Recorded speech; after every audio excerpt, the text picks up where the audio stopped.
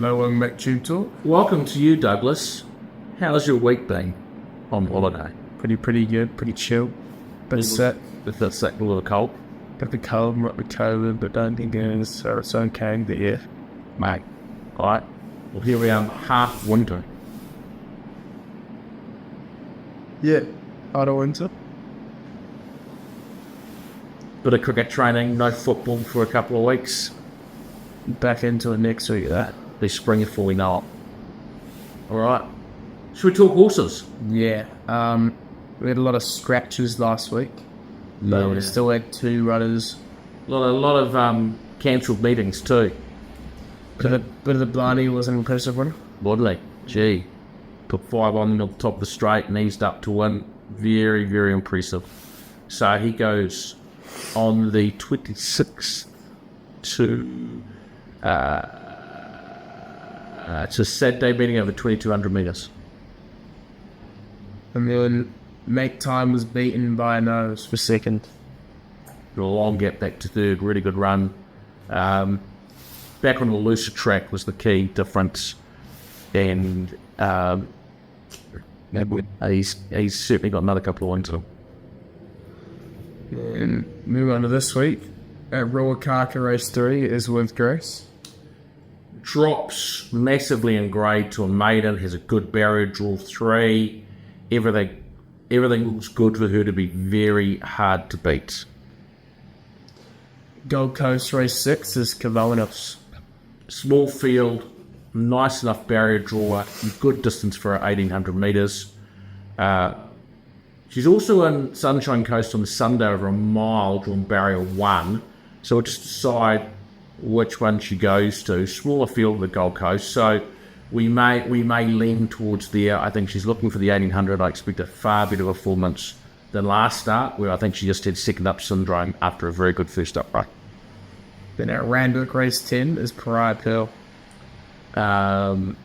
Nice draw, barrier 3.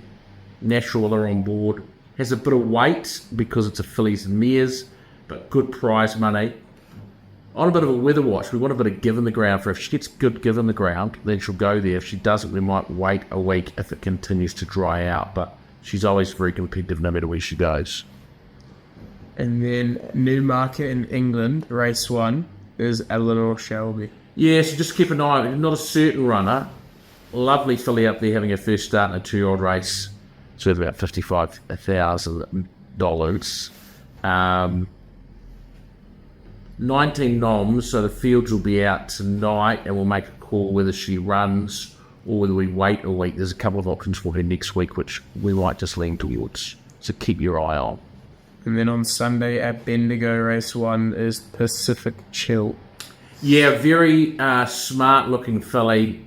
You'll see her here winning a jump out on a heavy track which she got away with. Has a slightly awkward barrier draw, but that may improve if the emergencies come out. She could come into about barrier 4 or 5. She's still a little bit weak, but has lots of ability. So expect her to race pretty handy, and she can be very, very competitive. And then on Monday at Pakenham is Save a Date for Me.